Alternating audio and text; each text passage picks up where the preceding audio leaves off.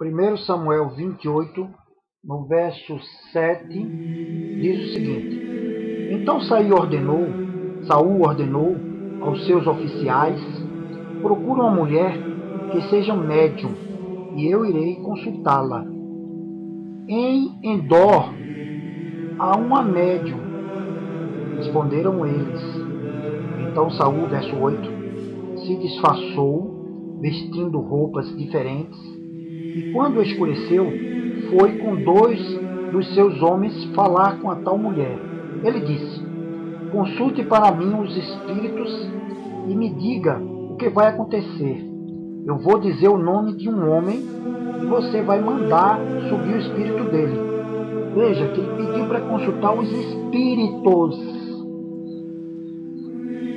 A mulher respondeu: com certeza você sabe o que o rei Saul fez. Ele expulsou de Israel os adivinhos e os médiuns. Observem que o próprio Saul, que agora estava procurando a consulta dos espíritos com a médium, ele mesmo tinha mandado expulsar os adivinhos, os médiuns. Observaram isso de Israel? Por quê? Porque na época em que ele foi consagrado rei, Deus expôs para ele, através do profeta, o que deveria ser feito, e ele obedeceu aos ensinamentos de Deus. Mas agora, estando ele próximo a perder o seu reinado, ele se preocupou com isso. Então por que é que você está tentando me pegar numa armadilha para que eu seja morta? Olha, observe que a médium estava preocupada. Ela achava que ele estava lá fazendo um laço de armadilha para ela, para que ela fosse morta. Aí Saul jurou em nome de Deus, o Senhor: pelo Senhor Deus vivo, eu prometo que você não será castigada por fazer isso. Então a mulher perguntou: verso 11, quem é que você quer que eu faça subir? Samuel respondeu ele.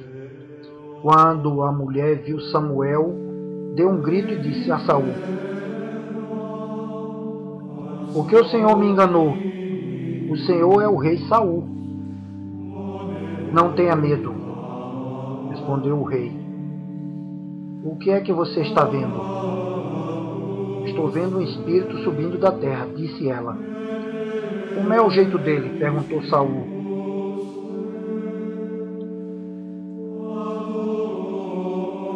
É um velho que está subindo, respondeu ela. Ele está todo enrolado numa capa. Aí Saul entendeu que era Samuel. Ajoelhou-se e encostou o rosto no chão em sinal de respeito. Verso 14. Então Samuel disse a Saul: por que é que você foi me incomodar? Por que me fez voltar? Saul respondeu: é que estou numa grande dificuldade. Os filisteus estão em terra contra mim, e Deus me abandonou. Ele não me responde mais, nem por profetas, nem por meio de sonhos. Foi por isso que chamei o Senhor para me dizer o que devo fazer. Samuel disse: por que é que você me chamou? Agora que o Senhor Deus o abandonou e se tornou seu inimigo, o Senhor fez com que o que ele por meio de mim prometeu que ia fazer. Ele tirou o reino de você e o deu a outra pessoa, isto é, a Davi. Você desobedeceu às ordens do Senhor e não destruiu completamente os amalequitas e tudo o que eles tinham. É por isso que o Senhor está fazendo isso com você agora. Ele vai entregar você e o povo de Israel aos filisteus. Amanhã você e os seus filhos vão estar junto comigo, e o Senhor também vai entregar o exército de Israel aos filisteus. No mesmo instante, Saul caiu no chão, de comprido, apavorado com o que Samuel tinha dito. Ele estava fraco porque não tinha comido nada todo aquele dia e toda aquela noite. A mulher chegou perto dele e, vendo que ele estava apavorado, disse: eu arrisquei a minha vida fazendo o que o Senhor me pediu. Agora, por favor, faça o que estou pedindo, desde que eu lhe traga um pouco de comida. como alguma coisa para ficar forte e poder viajar. Saul recusou e disse que não ia comer nada, mas os seus oficiais também insistiram para que comessem. Finalmente ele concordou, levantou-se do chão e sentou-se na cama. Então a mulher matou depressa um bezerro que estava sendo engordado, pegou também um pouco de farinha de trigo, amassou e assou alguns pães sem fermento. Aí colocou a comida diante de Saul e dos seus oficiais. E eles comeram e naquela mesma noite foram embora. Observe, amigos, que Samuel já tinha pregado isto. Que Saul iria perder seu reinado e que os filisteus iriam dominar sobre o reinado de Saul. O que a pessoa pode pensar é que realmente Saul apareceu.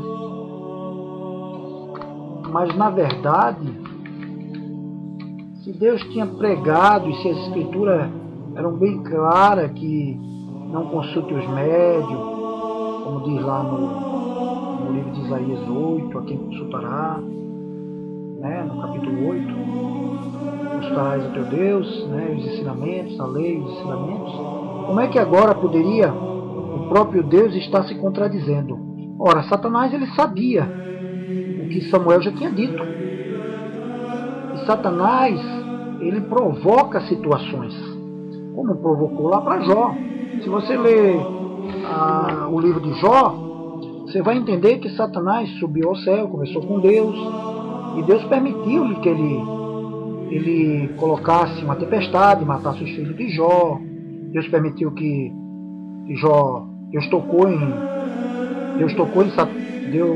Satanás tocou em Jó, e Jó teve úlceras, teve doenças.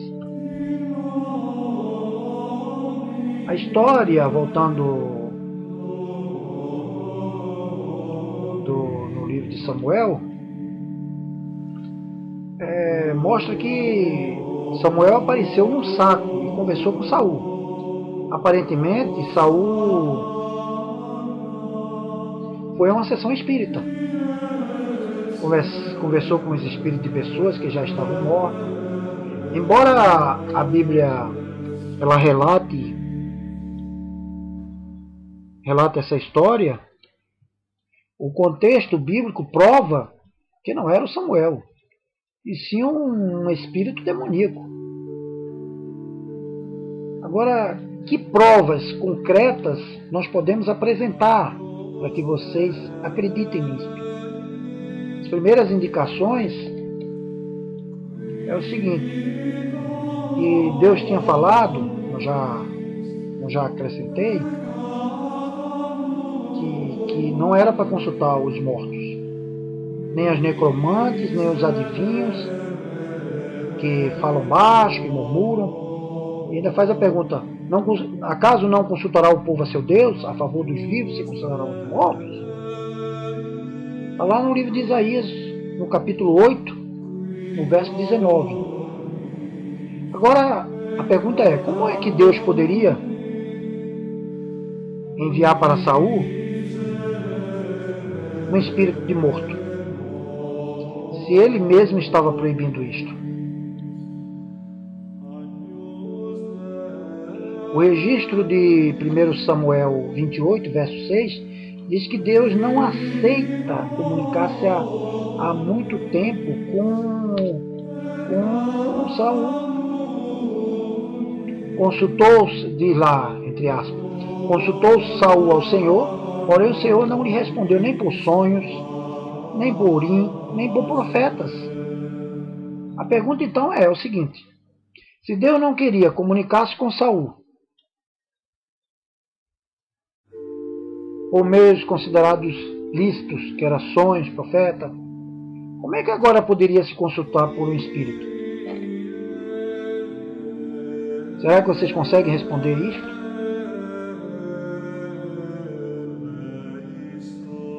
E lá em Crônicas, no livro de 1 Crônicas 10, 13, está relatado o seguinte, que morreu, entre aspas, morreu Saul, por causa da sua transgressão cometida contra o Senhor, por causa da palavra do Senhor que ele não guardara, e também por ter interrogado e consultado uma necromante. Vamos dar uma olhada no texto bíblico, 1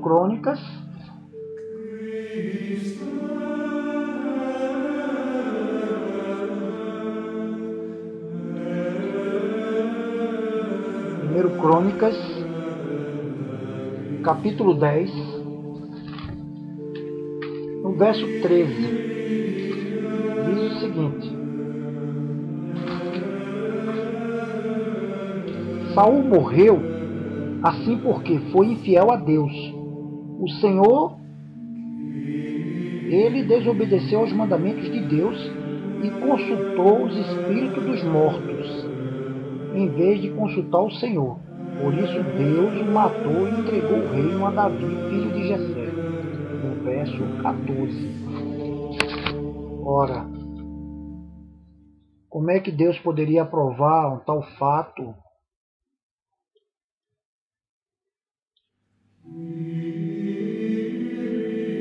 E poderia usar o espírito de Samuel para falar com Saul? Se Saul falou com o espírito e não era o espírito de Samuel, que espírito então seria esse? Vamos ver lá em Apocalipse 12, no verso 7. Apocalipse 12, verso 7 a 9, diz o seguinte: O enorme dragão foi lançado fora do céu. Ele é aquela velha cobra lá do jardim, percebem? Chamada Diabo, está na Bíblia isso, ou Satanás, que leva todas as pessoas do mundo a pecar.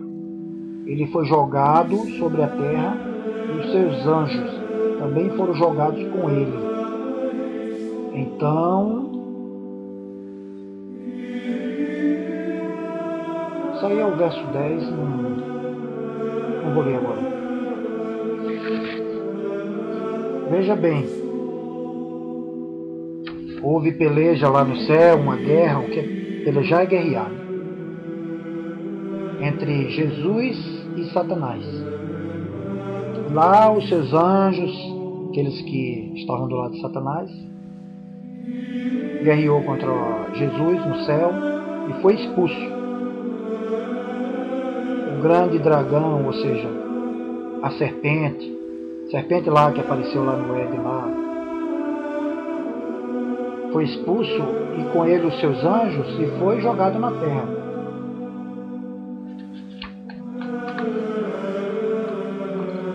Agora, qual é o trabalho desses anjos hoje? Qual a sua especialidade? Ou seja, a especialidade desses anjos é enganar,